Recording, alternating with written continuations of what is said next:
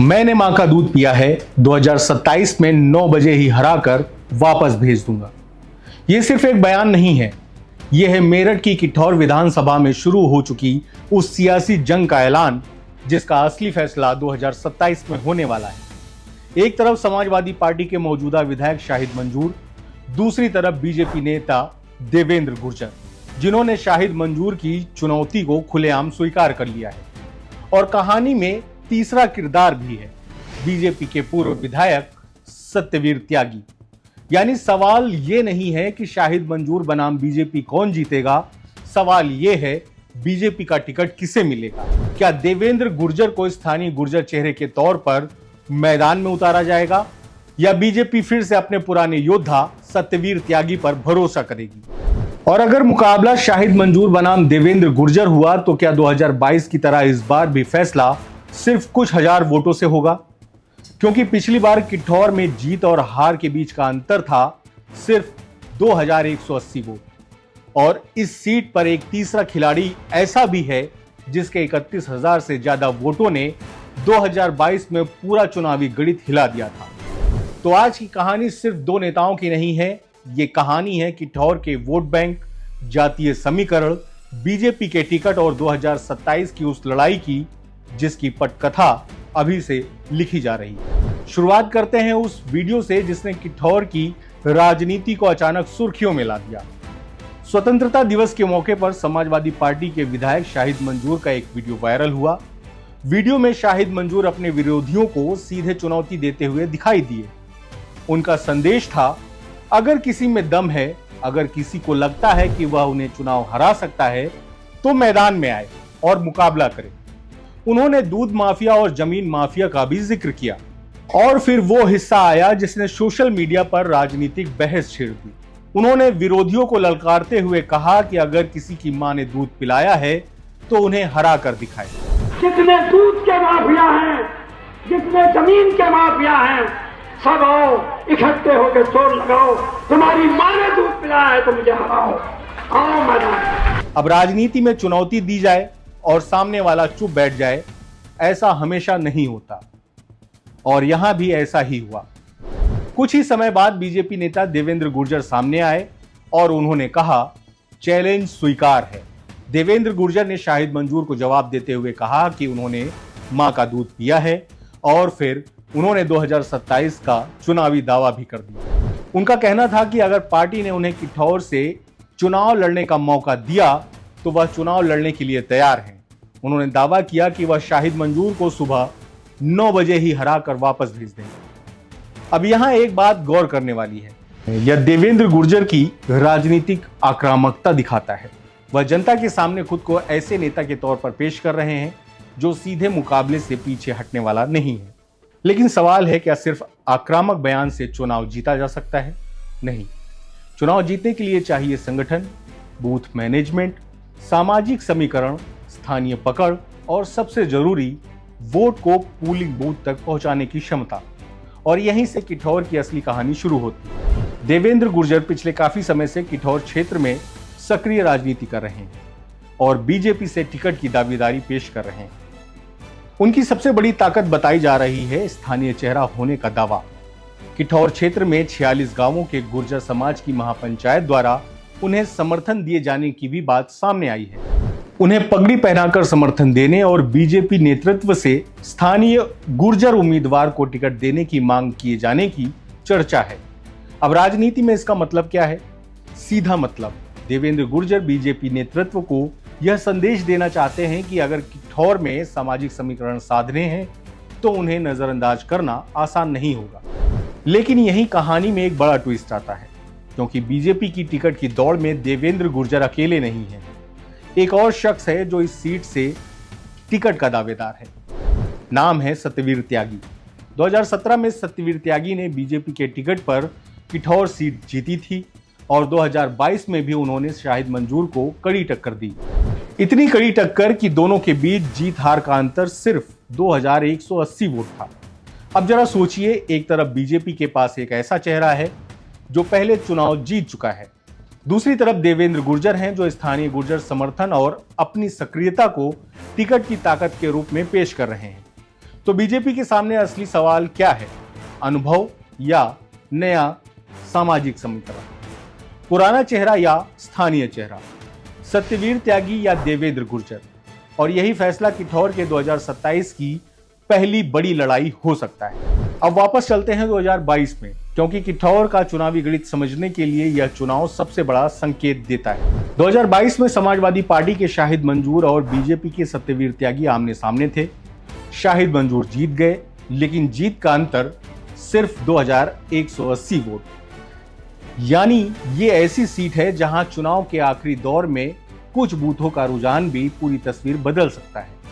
लेकिन असली कहानी यहां खत्म नहीं होती, क्योंकि चुनावी मैदान में बीएसपी भी थी और बीएसपी उम्मीदवार कुशल पाल मावी को मिले 31,000 से ज्यादा वोट। अब यहां से किठौर का सबसे बड़ा चुनावी सवाल निकलता है। अगर बीएसपी का वोट बैंक थोड़ा भी बदलता है, अगर कुछ हजार वोट किसी एक तरफ चले जाते हैं, तो क्या 2022 का परिणाम उलट सकता था? और अगर 2027 में भी बीएसपी मजबूत उम्मीदवार उतारती है, तो क्या फिर से यही गणित दोहराया जाएगा? किठौर को समझना हो तो सिर्फ बीजेपी और सपा को देखकर काम नहीं चलेगा। यहां कई सामाजिक समूह चुनावी नतीजे पर असर डालते हैं। मुस्लिम मतदाता बड़ी संख्या में है, करीब 1 लाख से ज्यादा। इसके अलावा त्यागी समाज की भूमिका महत्वपूर्ण है। गुर्जर और जाट मतदाता भी राजनीतिक समीकरण में अहम माने जाते हैं। दलित मतदाताओं का अपना प्रभाव है और बीएसपी का पारंपरिक कैडर किसी भी मुकाबले को त्रिकोणीय बनाने की क्षमता रखता है। अब बीजेपी के लिए चुनौती समझिए। अगर पार्टी देवेंद्र गुर्जर को मैदान में उतारती है, तो उसे उम्मीद होगी कि गुर्जर वोटों के साथ बीजेपी का पारंपरिक समर्थन भी मजबूत रहेगा। वहीं सपा की कोशिश होगी कि उसका अपना समर्थन आधार मजबूती से एकजुट रहे। और बीएसपी अगर अपने वोट को बनाए रखने में सफल रही, तो वह दोनों पार्टियों के लिए चुनौती बन सकती है। यानी किठौर में चुनाव का सवाल ये नहीं होगा कि किसके पास सबसे ज्यादा वोट है, सवाल होगा किसका वोट सबसे बेहतर तरीके से एक जगह जुड़ता है। अब बात शाहिद मंजूर की। मौजूदा विधायक होने का फायदा उन्हें जरूर मिलेगा, लेकिन मौजूदा विधायक होना हमेशा आसान नहीं होता, क्योंकि विपक्ष के पास एक सवाल तैयार रहता है, 5 साल में क्या किया? बीजेपी इसी सवाल को चुनावी हथियार बना सकती है। देवेंद्र गुर्जर पहले से ही शाहिद मंजूर पर गंभीर राजनीतिक आरोप लगा चुके हैं। उन्होंने क्षेत्र में डर का माहौल बनाने, जमीन से जुड़े विवादों और लोगों को परेशान करने जैसे आरोप लगाए हैं। उन्होंने शाहिद मंजूर के खिलाफ बेहद तीखी भाषा का भी इस्तेमाल किया है। हालांकि इन आरोपों को राजनीतिक आरोपों के रूप में ही देखा जाना चाहिए, क्योंकि इनकी पुष्टि नहीं हुई है। लेकिन चुनावी राजनीति में आरोपों का असर तभी होता है जब विपक्ष उन्हें लगातार मुद्दा बना सके, और बीजेपी यही करने की कोशिश कर सकती है। यह सबसे बड़ा सवाल है। मान लीजिए बीजेपी ने देवेंद्र गुर्जर को टिकट दे दिया, क्या सिर्फ शाहिद मंजूर को हराने की रणनीति से चुनाव जीता जा सकता है? नहीं, क्योंकि बीजेपी उम्मीदवार को अपना सकारात्मक वोट भी बनाना होगा। उन्हें यह बताना होगा कि किठौर के लिए उनका विजन क्या है, युवाओं के लिए क्या योजना है, किसानों के लिए क्या करेंगे, स्थानीय रोजगार कैसे बढ़ेगा, सड़क, शिक्षा और स्वास्थ्य की स्थिति कैसे सुधरेगी, जमीन से जुड़े विवादों पर क्या नीति होगी। क्योंकि चुनाव के वक्त जनता सिर्फ ये नहीं पूछती कि किसे हराना है, जनता ये भी पूछती है जीतने के बाद कौन क्या करेगा। अब जरा 3 संभावनाओं को समझिए। पहली तस्वीर, बीजेपी देवेंद्र गुर्जर को टिकट देती है, तब मुकाबला शाहिद मंजूर बनाम देवेंद्र गुर्जर के रूप में बेहद आक्रामक हो सकता है। दोनों नेता एक दूसरे पर पहले से ही राजनीतिक हमले शुरू कर चुके हैं।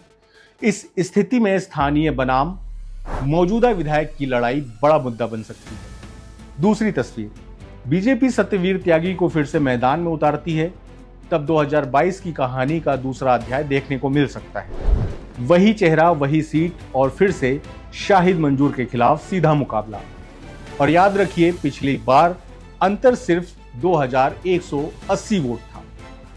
तीसरी तस्वीर, अगर बीएसपी मौजूदा स्थिति में आती है और 2022 जैसे 30,000 से ज्यादा वोट हासिल करती है, तो चुनाव फिर त्रिकोणीय हो सकता है और त्रिकोणीय मुकाबले में जीत का गणित अचानक बदल जाता है। लेकिन इस पूरी कहानी में सबसे बड़ा सस्पेंस अभी भी बाकी है। क्या देवेंद्र गुर्जर को बीजेपी का टिकट मिलेगा? क्या राजनीति में दावा करना और टिकट मिलना दो अलग बातें हैं? स्थानीय समर्थन का दावा अपनी जगह है, पुरानी चुनावी प्रदर्शन अपनी जगह है, जातीय समीकरण अपनी जगह है, लेकिन अंतिम फैसला पार्टी नेतृत्व करेगा। और अगर बीजेपी ने टिकट को लेकर ऐसा फैसला किया जो किसी एक खेमे के पक्ष में गया तो पार्टी के अंदर ही समीकरण बदल सकते हैं। यही वजह है कि किठौर का चुनाव सिर्फ विपक्ष बनाम सत्ता नहीं है, यह पार्टी के अंदर की रणनीति का भी चुनाव है। तो कहानी अब बिल्कुल साफ है। एक तरफ शाहिद मंजूर का वायरल चैलेंज, दूसरी तरफ देवेंद्र गुर्जर का पलटवार, बीच में बीजेपी का टिकट और पीछे खड़ा है 2022 का वो नतीजा, सिर्फ 2180 वोट और फिर 31,000 से ज्यादा बीएसपी वोटों का सवाल। यानी किठौर में 2027 का चुनाव अभी से एक ऐसी बाजी बनता जा रहा है जिसमें एक भी चाल गलत पड़ी तो पूरा खेल बिगड़ सकता है। देवेंद्र गुर्जर कह रहे हैं चुनौती स्वीकार है, लेकिन असली चुनौती सिर्फ शाहिद मंजूर को नहीं है।